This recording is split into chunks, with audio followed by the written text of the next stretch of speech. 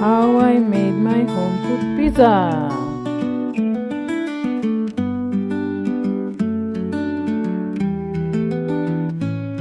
Add tomato paste to the base.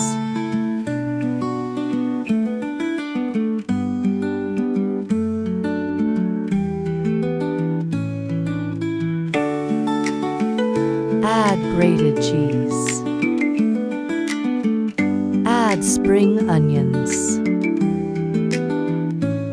Some diced round onions. Add tomatoes. Add capsicum. Some Italian salami.